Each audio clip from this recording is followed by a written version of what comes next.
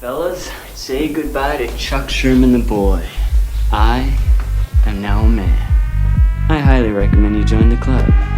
We are doing the wild thing all night. Acid house music. Hey, what's up, everybody? This is Sherm. Sherman, I cooked all this food. Is that all you gonna eat? General Sherman realized and understood the importance of house music. So, do you know anything about techno? No. Listen. Get it on.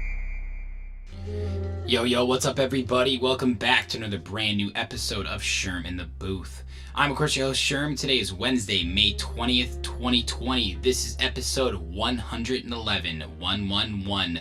You guys know how much I love interviewing people from behind the scenes in the music industry, and I am such a big fan of this guy. He's one of the most hardworking people I've met thus far. He goes by the name of Isaiah Duitmann. And you might recognize the name if you're in the Chicago music scene. He is the talent buyer for venues like Concord Music Hall and the Aragon Ballroom, as well as festivals like North Coast and Jawbreaker. I had so much fun talking to Isaiah about his role in the scene here. He's had a lot of ups and downs in the music industry, and it was so much fun to talk to him about that journey so far. In this interview, guys, we talked about the process of booking artists at venues versus festivals, as well as what it's like behind the scenes to set these sort of things up. We talked about timeline, we talked about operations. It was so cool to hear him go really deep in detail on these sorts of things. We also talked about some of his favorite stories from his time in the music industry thus far. He has met so many artists, guys, and developed personal relationships with them as well, so it was really cool. He's got some great stories about Zeds Dead specifically. In my opinion, Isaiah is one of the most important offensive linemen in the Chicago music industry, and I don't say that lightly. He's got a great team that he works with. Shout out to Lucas King and everybody else involved as well at the Concord Music Hall, at Aragon Ballroom, and everybody involved in the festivals like North Coast and Jawbreaker as well. It's a team game, and Isaiah will be the first person to tell you that, but I do have a lot of respect for him. It was so much fun catching up with him. I was seeing him pretty frequently until this lockdown, so it was cool to see how he's been keeping busy. Congrats on your new house again, my man, and let's get into it right now, guys. This is episode 111 with Isaiah Duitmann. Better? Much better. There's that pretty beautiful face. There he is. I didn't know I was in the dark. Yeah, dude, it feels so weird because, like, I haven't seen you in so long, and, like, that would be a rare occurrence. And it's like so many other of our friends in the music industry, like, it's just not the same, man. And I'm missing everybody so much, but we're all doing our part. It's crazy. I mean, dude, you're one of the busiest guys I've ever met. It's just been a flip-flop for you and the rest of the team, right? Yeah. And, I always, I would complain here and there. I'm not a big complainer, but it's like, damn, I need a break. Yeah. And, this is not the break I was hoping for. Yeah, this is a long break. This is like house arrest break. Like, oh, you got in trouble. Yeah, right? So the good thing is, just following, I've been keeping up with the government, and, I know we're on phase 2 and we're slowly moving into phase 3, and phase 5 is like, the reopens, and I'm just hoping, there's no timeline on it. Like my state, Indiana, we have a timeline. Everything's supposed to be reopened by July 4th. Right. Which is pretty cool. Like I like how he, our Governor Holcomb did it. It's like Independence Day, so it's like, yeah, you're free again. Yeah. But the only thing I'm seeing is like some of these protests and stuff. That's just the only thing that like I try to stay away from. It's just like that's outrageous. But yeah, it's been a crazy flip. In the first week or two, it was really hard, and mentally I was like freaking myself out about the virus itself. Same. I have one shortness of breath, one cough, and I'm like, I have it. Old man meme. So it's like that stuff. There was a point where I was freaking out, and then I was like shopping, and there was one night I was up to like 5 a.m. Just reading all the stuff, and I just like got up, and I was like went and like spent like hundreds of dollars on groceries, and I was just figuring out like I was ready to bunker down. Yeah. That passed, and I was like, okay, I just freaked myself out for no reason, and just a lot. It has been stress-induced, financials, all this other stuff, and blah blah blah. But I'm just happy to be healthy, and I personally don't know anybody who's had it. Yeah, me neither. So good. Which is also very confusing. It's like, that's also a thing that I can't just put my finger on. It is I totally agree, man. And the one of the craziest parts about life is sometimes when something bad happens to others, it's hard for you to really understand and appreciate it. But when it happens to you or someone close, then it's like shit's real. And in the nicest way possible, I'm kind of like just like waiting for somebody I know to have it, like even myself, right? Yeah, and that's the craziest part about this whole shit is like it's asymptomatic. I mean, I feel like a doctor these days, with these terminology that I know, right?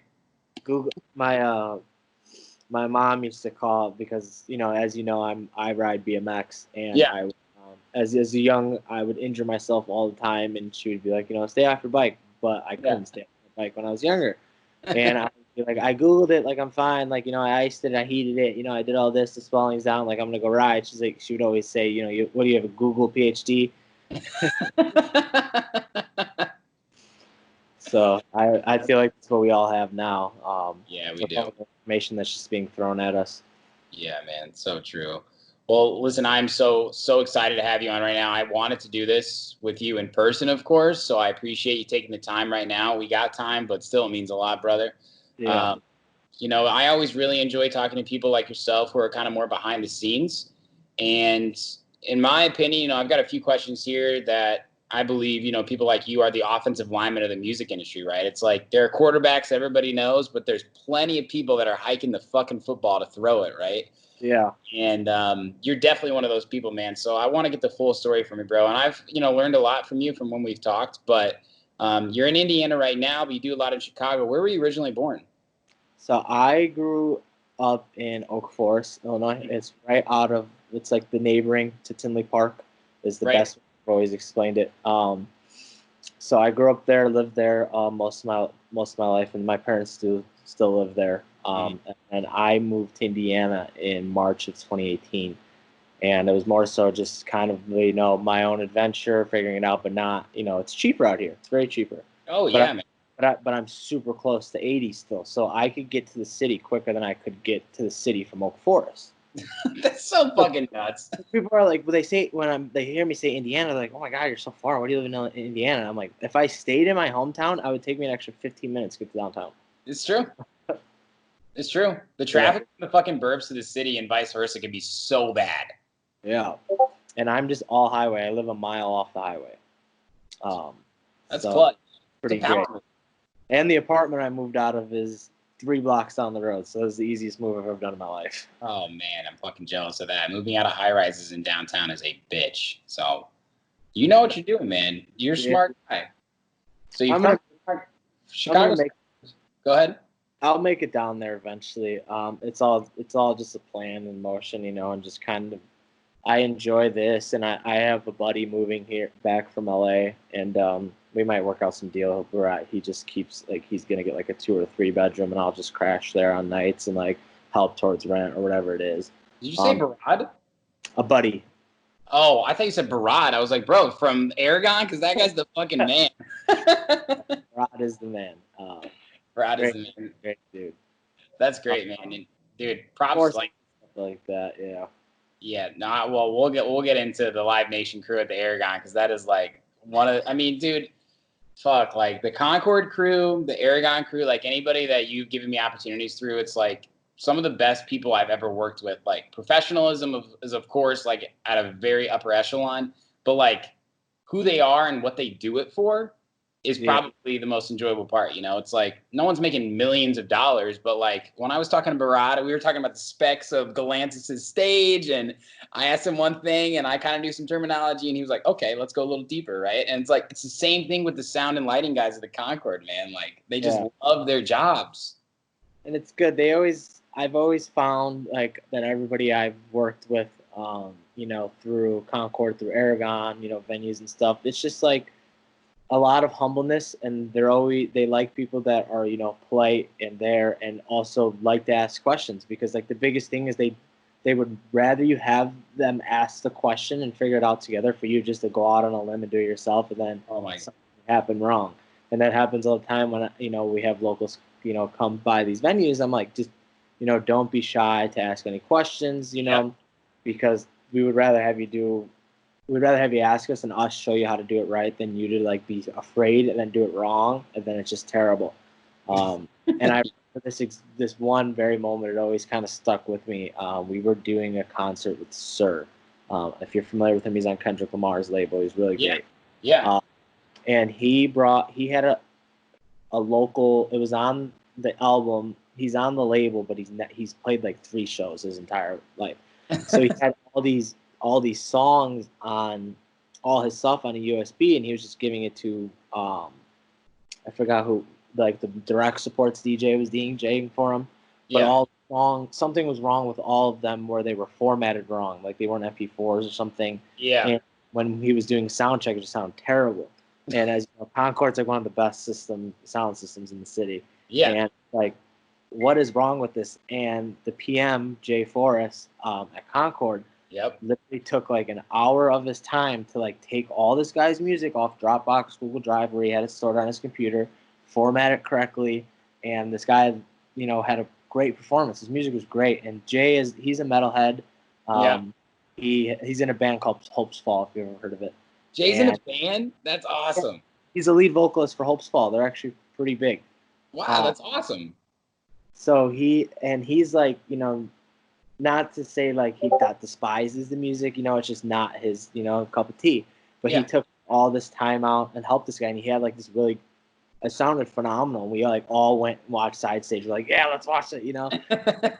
It was a great performance, and the dude walked out, and he was like, you know, about to cry of tears, like, thank you so much to our team, you know, and him out, because if, you know, the PM at Concord was just like, whatever, you know, he didn't format his music right, that's his fault. It's his performance. Right.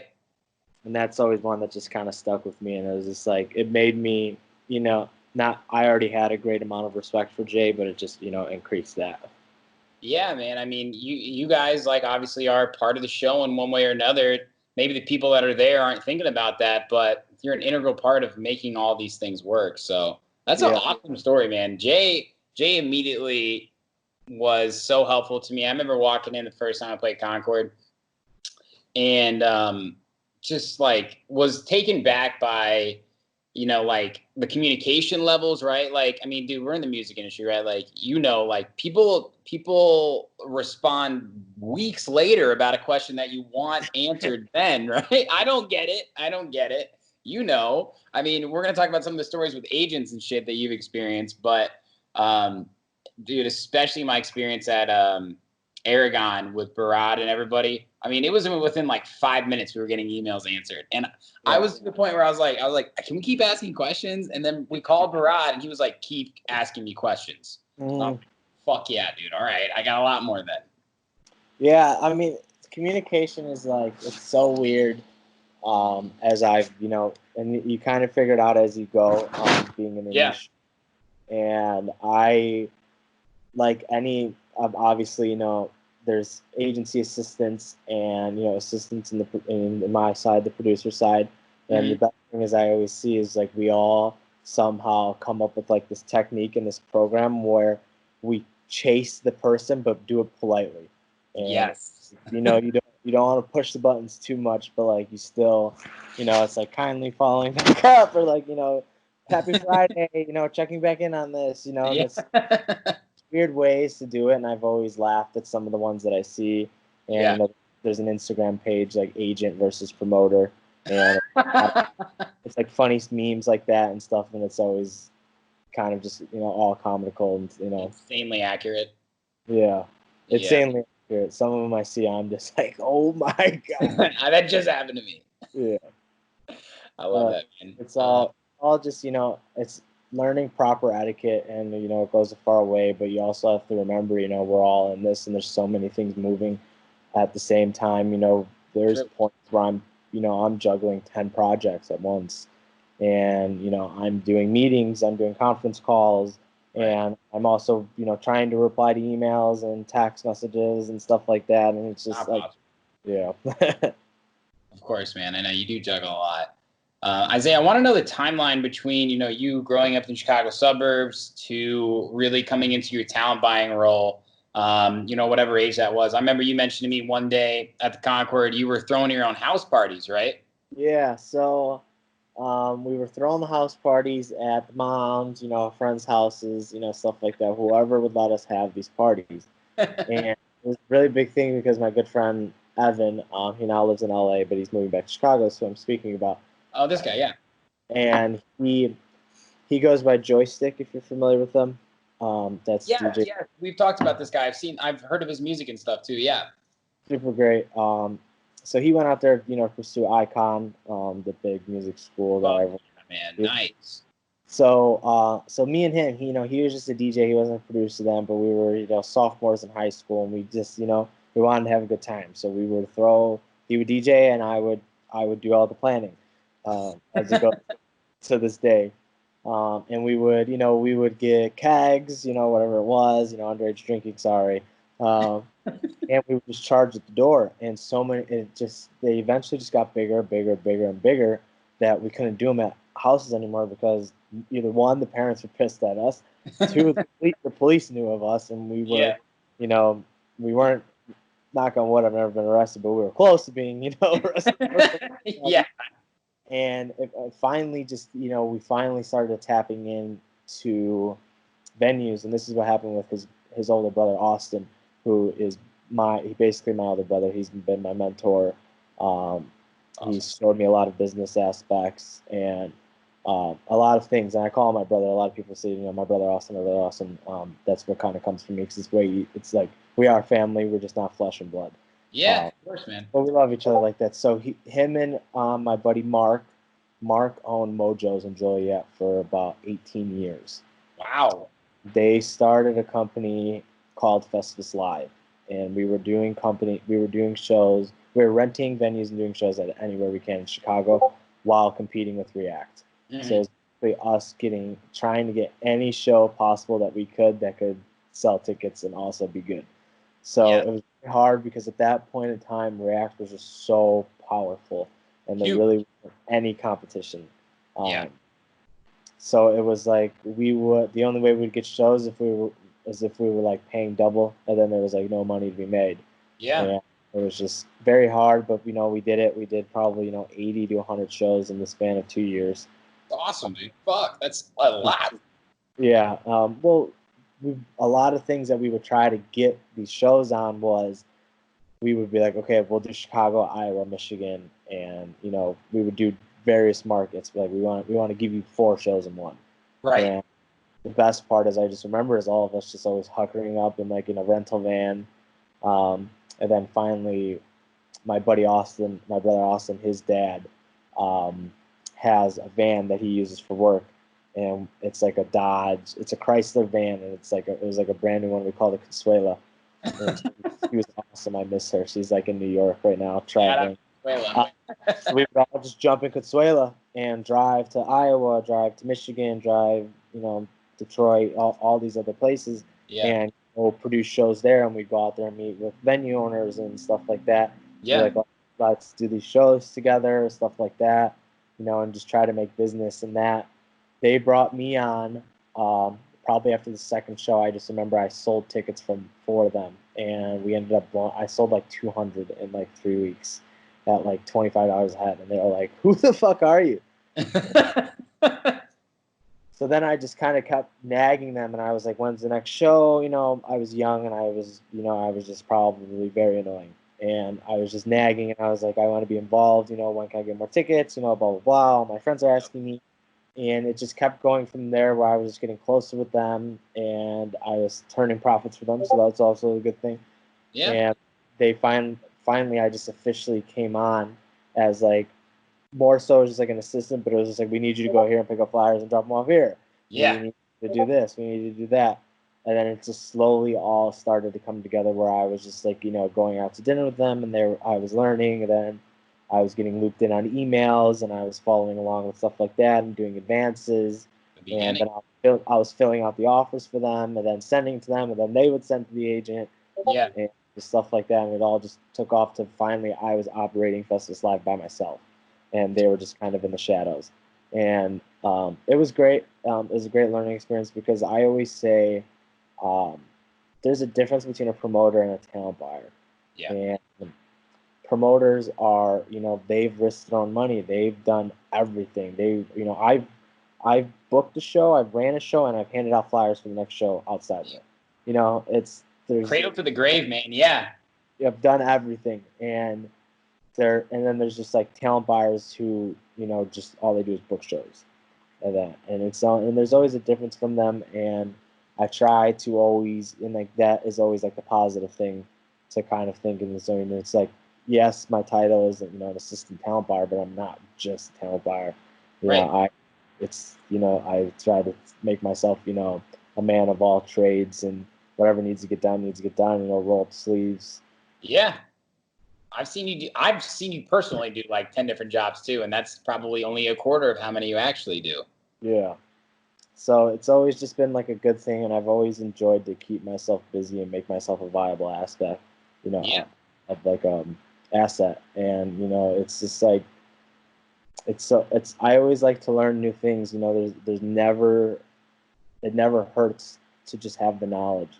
And I've admitted, I've been asked, by my higher ups and other people, like, hey, can you do this? And I it's also a good point to be like, yes, I have knowledge of it, but I personally don't think I could do it the way that you would want me to. And that goes a far way too. Like, okay, understood, respect. Other than, man. like me going out on a limb and being like, oh God, they asked me to do it, I have to do it.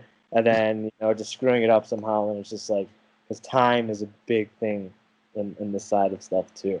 Yeah, power of no is a huge aspect, especially in the music industry, right? Like, you don't want to overextend yourself. You want to be good at what you do. So I respect that, man. Yeah, you always want to be good, and the power of no is it's just a funny thing. It took me a while to learn. I think that was my downside, is like whatever I was asked, I did, and finally I got to a point, and it all comes with comfortability, relationships and stuff like that, and as you know, me and my higher ups have great relationships, and they're friends now, not just bosses. Yeah. And it'll get to a point where I'll argue with them, and they'll argue with me. And it's not like either of us are mad at each other, or I'm in trouble, or the opposite. It's more so just like getting to the point and voicing the opinion, which is the big thing, other than just sitting there quietly. Yeah, absolutely, man. There's been thousands of, probably millions of ideas that I've said, and they looked at me and they were like, "You're out of your mind." And I'm like, I'm just throwing them out. Yeah. I love that, man. And Isaiah, for those that that maybe aren't involved in the industry, that tune into the podcast, you said talent buyer, right? For those that don't understand, how would you define your role, and what exactly is an aspect of your responsibility with these roles?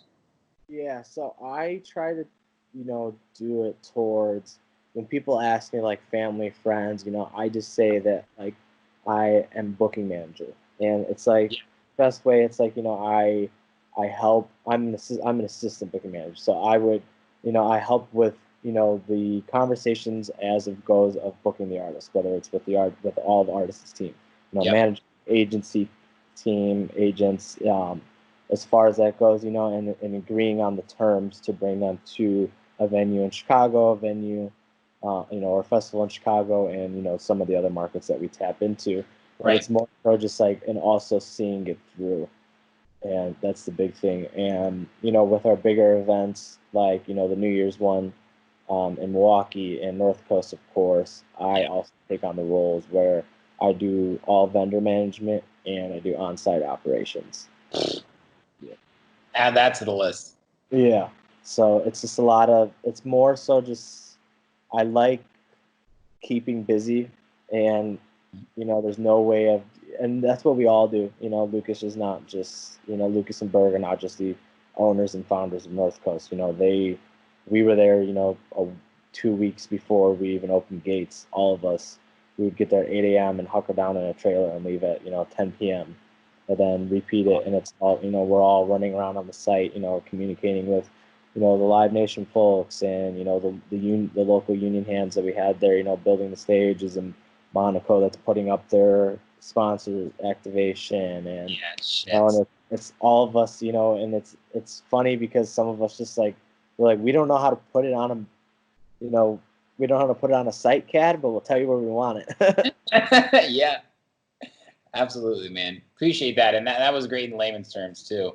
You mentioned, North Coast, and you're involved. For those that don't know, Jawbreaker, Radiance, Concord, of course.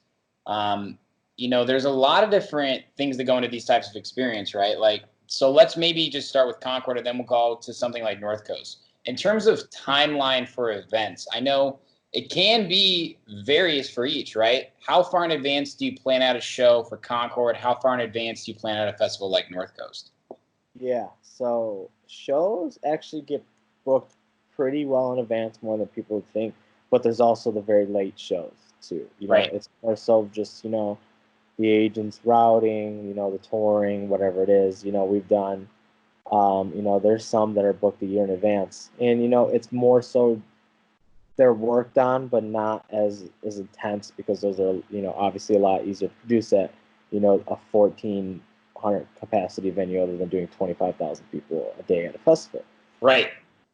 So I'm not going to compare them, because they all have their own challenges, and they're all as far as that. But as far as the timeline goes, obviously it's easier to turn around to produce an event at Concord.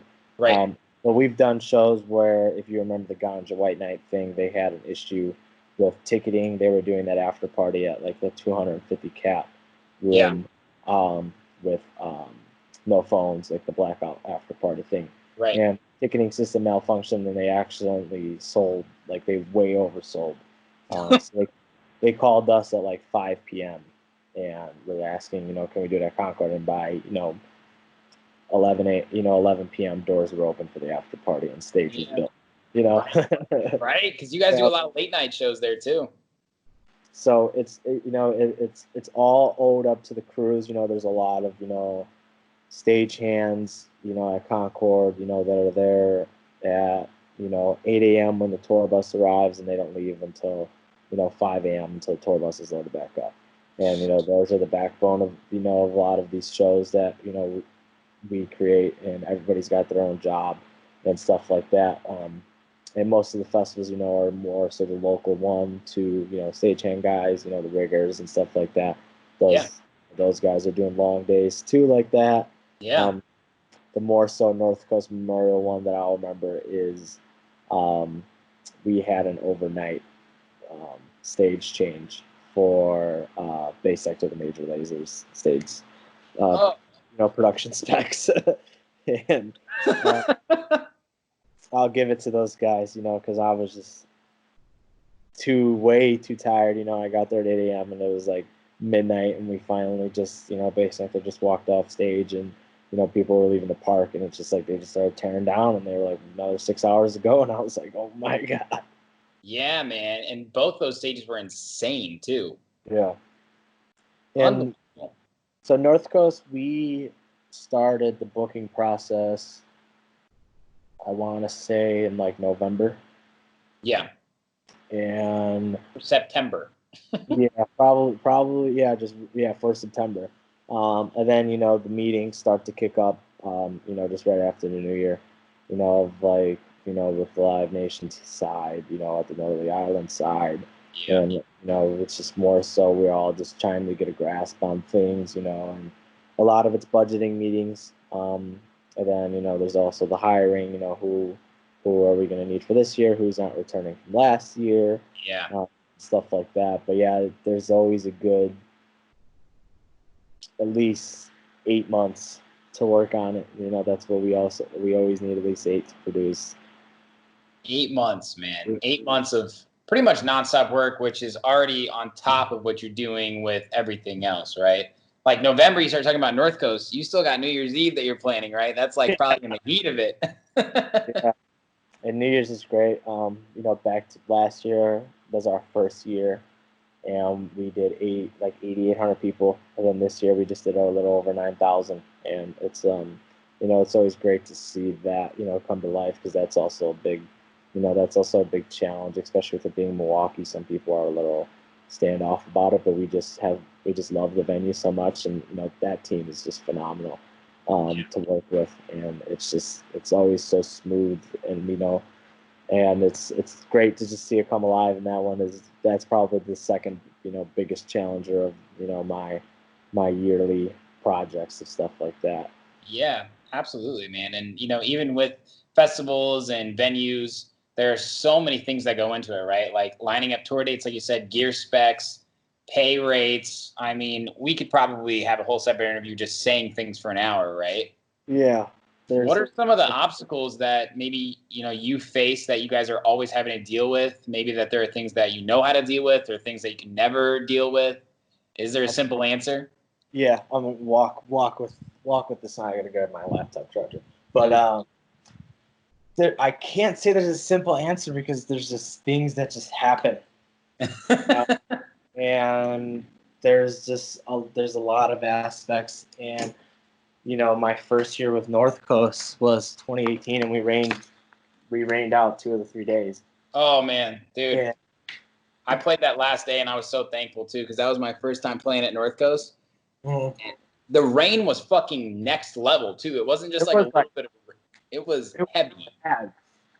And I just remember my girlfriend at the time was there, and I obviously was work mode, and I was just letting her enjoy herself. She was there with her friends, and I just remember us getting a call from the local government just saying like that we had to shut down because there was lightning 10 miles away. So I luckily got to tell her leave now, and then in 10 minutes we announced over all the speakers. But that's like the stuff that just happens immediately, and then we have to just rush to do it. How do we get everybody out of the park safely and without any issues and stuff like that? There's just a lot of different challenges that you tackle that just appear, other than just like me trying to like say like, oh, this is what happened, because it's different for every scenario. So true, man. I remember that first night was Axel and Grosso. That was a great lineup too. And I remember everybody got kicked out early, and I made me and my friends stand kind of outside under this tree because I was like, they're gonna let us back in, man. We're gonna get front row. Held off, was soaked. Yeah.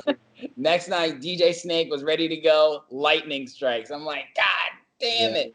He was on the stage, just waiting for everybody. Like I was like, oh my God, this is like the worst, for the fan side. And a lot of, I feel like if you have fans that listen, and there's not industry, I'm sure. There's a lot of thoughts that we go into for them, and I hate. There's a lot of comments, that people are like, they're just money hungry, stuff like that. They don't care about the fans, and that's the stuff that we always try. Me myself, I go through every social media's messages and comments, and say my higher ups do the same too, and we always try to do everything for them, and be the best event producers, and try to be as like accommodating as we can with certain situations. Right. Some of them are just like bizarre and out of our control. You're not unreachable though, which is great. And there's a lot of decision-based stuff made for them, and that was just terrible to do. But I was glad, I know we won some of them back and made them happy, by Friday and Saturday tickets we were able to use Sunday, and Sunday we didn't have any rain, of course, that year. And but there's the other portion of people that were like, we're not going back, we're never going to North Coast again. Yes, we do. Dude, for the Midwest, there can be a lot of haters in Chicago, but you guys did a great job, like rolling with the punches at that event too. That's interesting. That was your first year too. That was quite the deep dive there, huh? Yeah. So it gave me a lot of knowledge, as far as what it goes, and it helped a lot because that was right before I joined the Concord team. Was that weekend? But then things calmed down after North Coast, and I joined Concord. And it was all hectic, but it was just like, this is how it is.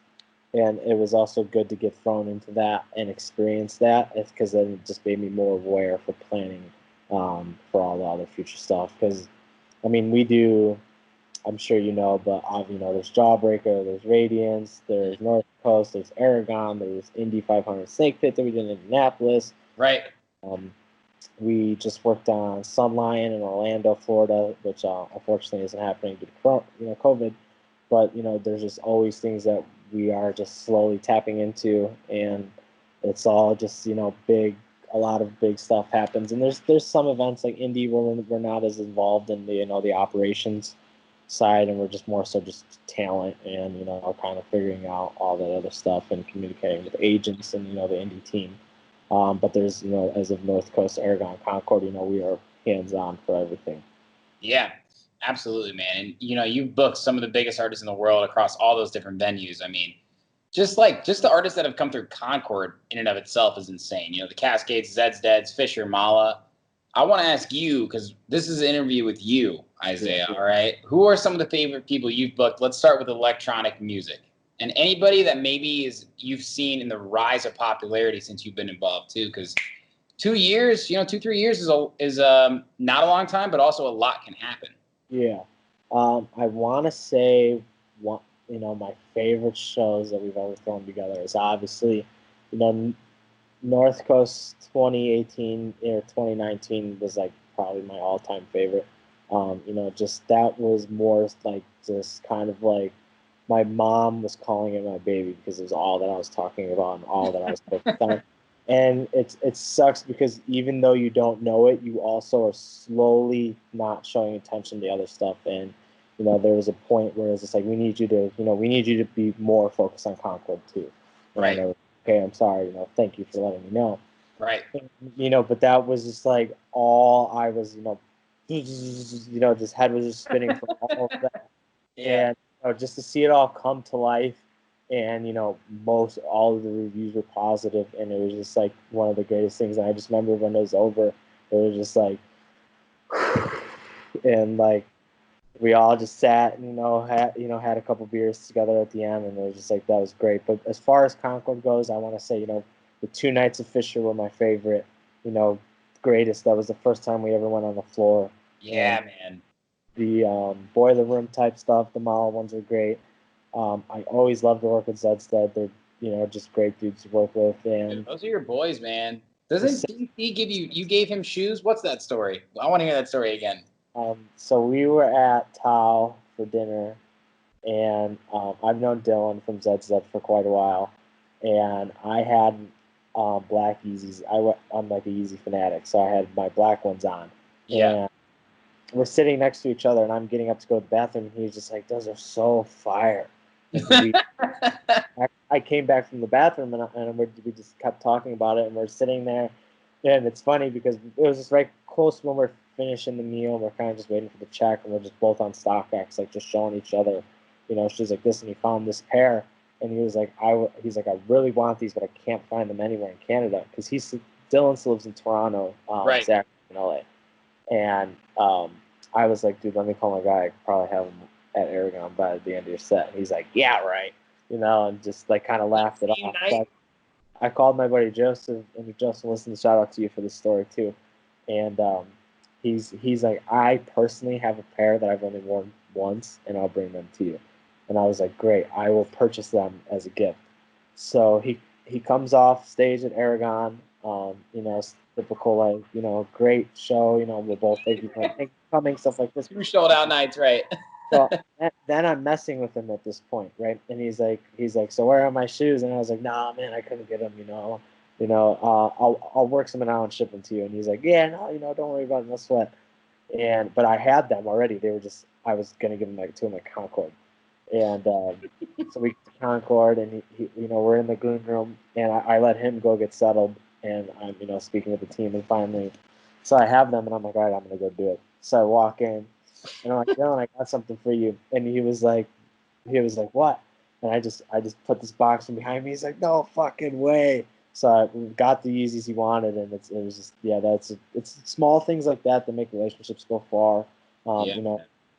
It's also just stuff like that, and that was one of my favorite moments. Just like messing with them too, saying I couldn't get them, but then having them was just seeing the reaction was great because as far as like a lot of people go and how you mentioned like these are major artists but they're also just people at the end of the day too, and they love, just conversing and, just talking about other things in music and, stuff like that. And that's also where, it comes to a relation with a lot of these, people that I work with, a lot of these artists.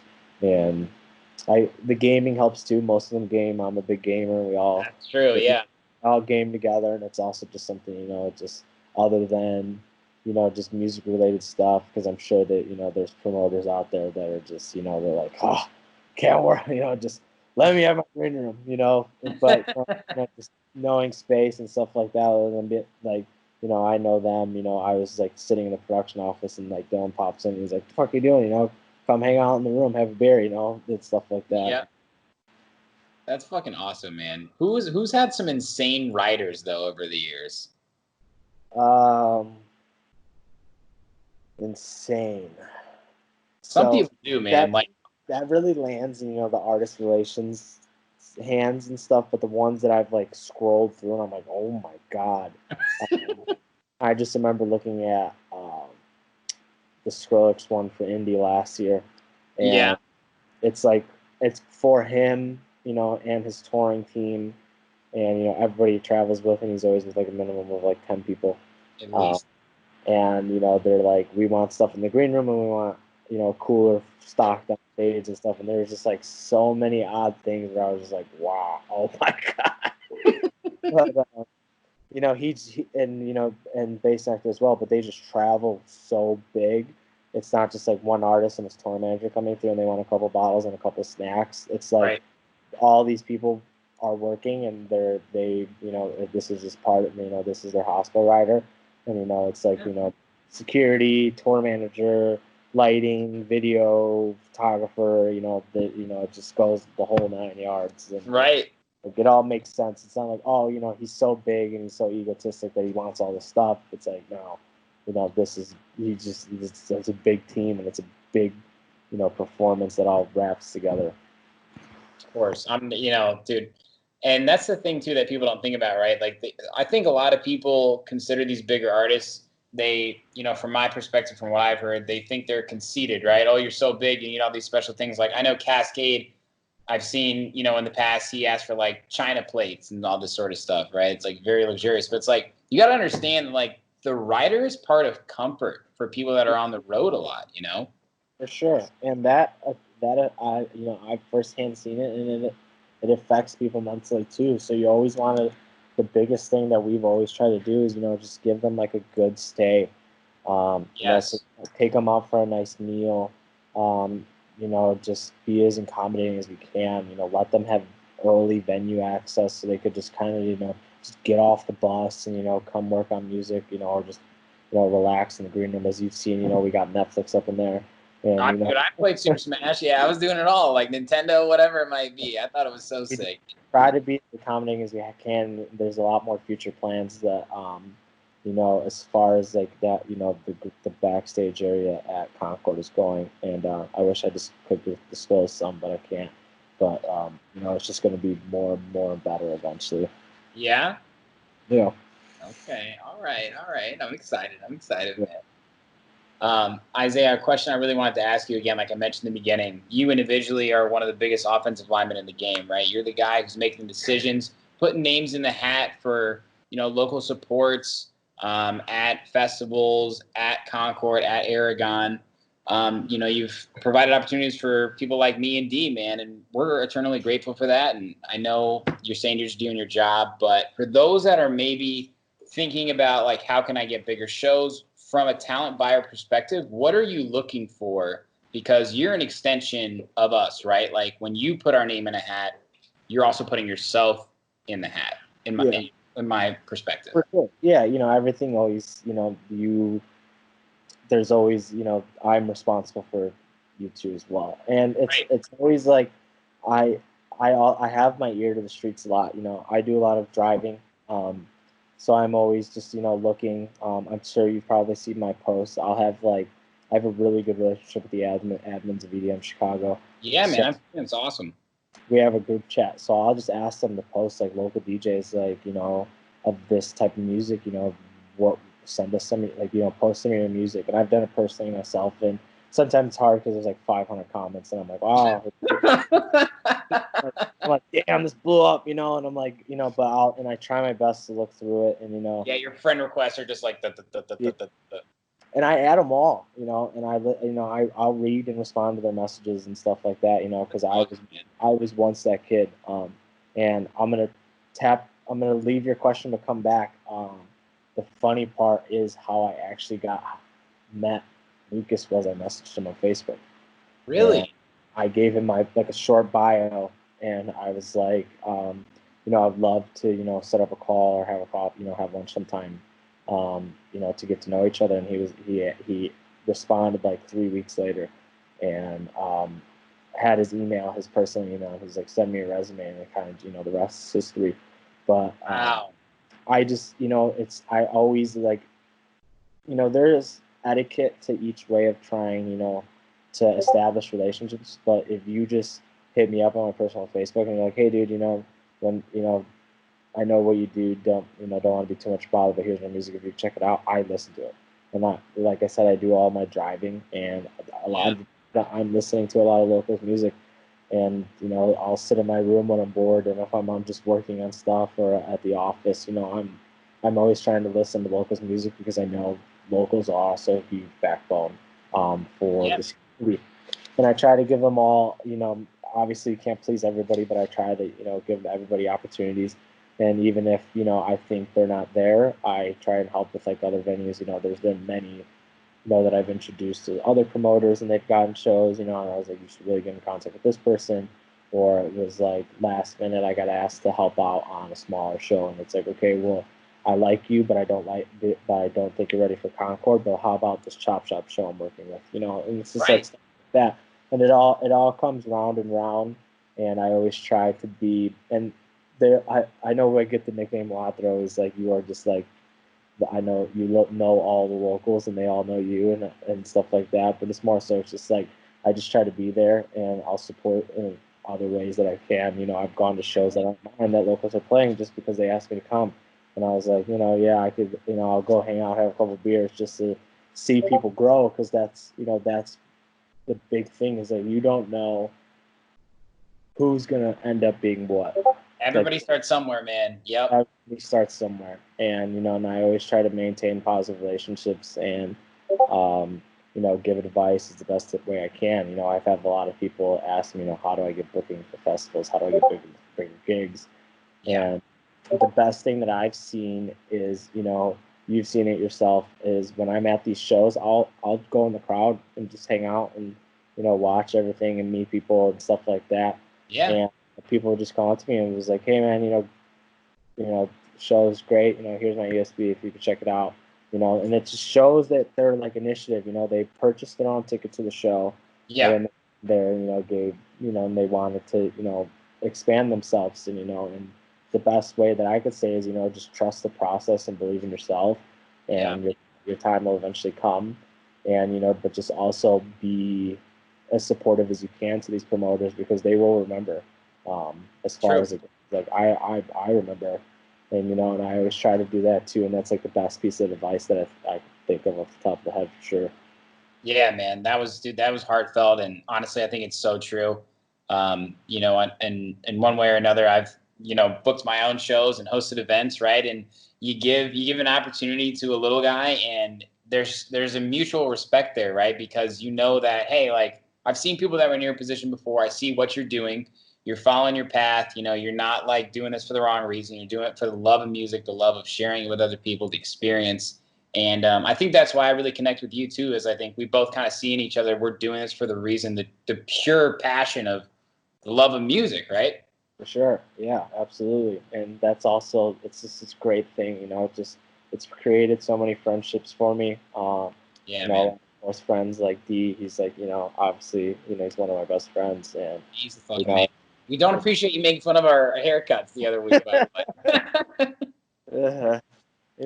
That's me showing my love. That's me showing. I know. I'm gonna call you out for that horrible hair challenge. Look at this shit right now, bro. God damn.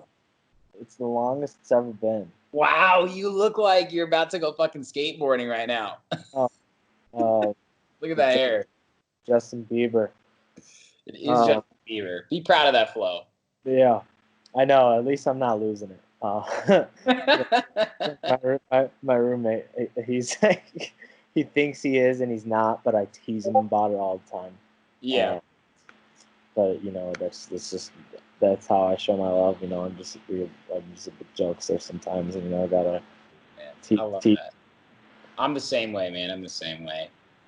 Isaiah, I want to ask you something else too. Of course, now we're in the situation, right? Like we are starting to see a light in the end of the tunnel with COVID and the future of the music industry. A month ago, it really seemed like I have no idea what's going to happen, and now we're talking about, at least in Illinois, Indiana, and other states are starting to come open again. First off, a lot has changed in the past 10 years in the electronic music industry, the music industry in general, right? Like the rise of festivals, super clubs, like all these other things that are coming to fruition. And now everybody's on the bench, right? It's like the great equalizer. Everybody, like you, me, Calvin Harris, Zeds Dead, everybody's at home, right? And now we're all looking towards the future. And one of the common themes I've noticed is that, in the nicest way possible, only the strong will survive. I want to know, like, your opinion of what do you think is going to happen with, the near future and maybe the aftermath in the next couple of years. Yeah. It's hard to, it's a great question, Sherm. It's more so like I don't hope badly for anybody, even if they are my enemies. If they're competition and stuff like that, because this is one thing that I've picked up from Lucas is human first, and there's been things that happen in competition that were that benefited us for sure. At the same time, like yes, like great news for us, but at the same time, we reach out to them, we're like, sorry to hear, human first is the big thing, so I hope, everybody, the biggest thing that I could probably come up with with that is that once this all lightens up, it's just everybody's going to go running, and it's going to be I think it's going to be great, because I think there is going to be some really great shows. There's going to be competition, and competing. The competitiveness is also it's fun.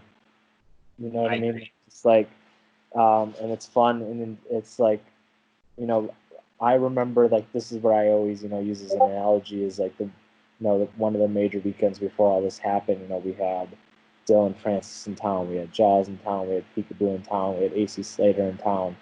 And there was it's the week before it all went shut down too. Yeah.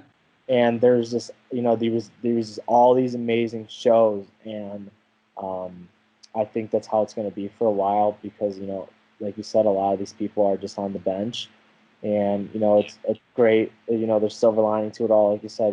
Family time. They're with significant others. Spending more time working on themselves, and working on music and stuff like that. And that's also a good thing, is there's going to be a lot of great music that comes out of this. A lot of people at home, but a thing that I think that's going to happen is a lot of these artists are going to jump on a bus, and they're hitting the tour. Sure. There's going to be a lot of shows, every weekend, for a while, of more so just like people playing club acts, like Tao, Prism, Electric Hotel, stuff like that. And there's going to be shows, Aragon, Concord, Chop Shop, Logan Square, and Radius, like that. And there's just going to be it's going to be hard, as a fan, as a electronic music lover, to like kind of pick which one you want to go to for a while, because there's just going to be a lot of stuff going on in the market. Yeah, absolutely. Great answer, man. Great answer for a great question. And I honestly agree with you, man. I think there's going to be a lot of ingenuity and a lot of competition that comes out of this, right? Like all these big guys are ready to go. They already were ready to go, right? And now venues are going to need to make up for lost time too. And, you want to hire big acts. So I think here's the thing. It's a double-edged sword, because people are going to go out no matter what, right? Like we're all cooped up. We're all ready to go. And also at the same time, it's like there are going to be also people who are unsure, and there's going to be competition. But I don't know. I'm really excited to see, like, in an optimistic way, what happens, because It's tough, man. You know, like from a monetary perspective for a lot of people, right? Like you mentioned in the very beginning, we've got to find new ways. And it's been crazy to see all the live streaming that's going on. Like, this has always been here too, right? Like for the past 5 years, you could have live streamed this whole fucking time. Nobody did it, man. Nobody. Yeah, and it's crazy to see the creative, around it, and obviously Pasquale is at the top, like per usual, and he's just going above and beyond. And we're all cooking up ideas. There's a couple of things that I'm working on related right now, and that's as much as I can say. But like always, it's a great thing, that what during this time everybody's still trying to be positive and do positive things. I know like the Digital Mirage, and I think that was the Brownies one of them. There was like the room service one. They raised a lot of money. Yeah, it's awesome. And obviously I know it went in like thirds, like third to the producers, another one third to the artists, and then like another one third, they're helping out local small businesses and charities and stuff like that. Yeah. There's a lot of people being impacted by this, and that's also something that while I've just kind of just been sitting on my hands here, I'm just grateful, to be, still, with a job, a roof over my head, stuff like that, food on the table, because there's a lot of people not like that. So it's more, that's just the beautiful thing behind it all too. Absolutely. Well said, Isaiah. Well said. There is beauty in all the chaos, right? Like there's always light at the end of the tunnel. Yeah. It's more so, going back on the question, it's just, I think a lot of us are excited, new challenges are, fun to overcome. And, we're all excited to get back, and to, just start working on this stuff and, do it all. But also, just like you said, it's going to be a challenge. We're going to have to, the safety of the fans, the artist team, our team, the venues team, all the patrons is like the number one concern. So it's just going to be, that's going to be our biggest challenge of all, is like, how do we do this while keeping everybody safe and not doing messing it up or getting in trouble with the health stuff. It's a hard thing. It's like we don't want to, you can't do it too soon, but we don't want to be too late. And it's like we're just trying to stay on top and work with the government, the Chicago government as much as we can, and follow their lead on it all, because there will be an end to this, and just time is the only thing. Yeah, man. Of course, taking it day by day, and of course, North Coast is kind of probably the thing looming on a lot of people's mind, along with Lollapalooza. Are you guys just taking it day by day? Of course, if you're able to share anything. Yeah. So. We're just taking it day by day, like you said. A month ago, we were all like, we don't know what the fuck's gonna happen. Year's over, right? But now there's like, there's a timeline, there's a plan in action, and we're just following, day by day, and it's the health, is obvious. It's just like the biggest thing, it's just the safety for everybody, and we're following health professionals, we're following the government officials, and if they say don't do it, we're not going to. Right. Just for the safety of everybody, and just come back and do it just as good next year. I'm glad to hear that, man. I'm happy that a lot of people on your team, not everybody, is very optimistic. I'm optimistic. I've been saying I'm realistically optimistic. So hear from you from the horse's mouth is awesome, because everybody wants Chicago summer to come, man, right? That's literally why we live in Chicago. We do 10 months of this fucking bullshit weather just so we can have a few fun days, right? Yeah. There is no summer like Chicago summer, that's for sure. We earn it.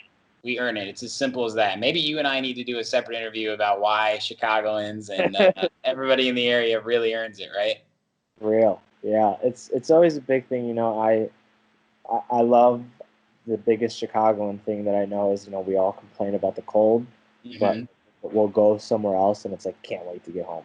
That's so true. Feeling like getting home, and it's like, yeah, Chicago will be my forever home. And, there was a point in time where, I want to say like 2 years ago, I was moving to LA, everything broke, bags packed and stuff. And, we had complications with the lease, and I didn't. And it was like the biggest blessing in disguise, because I took my job weeks later and, went out with stuff. And, more so. But yeah, it's forever home.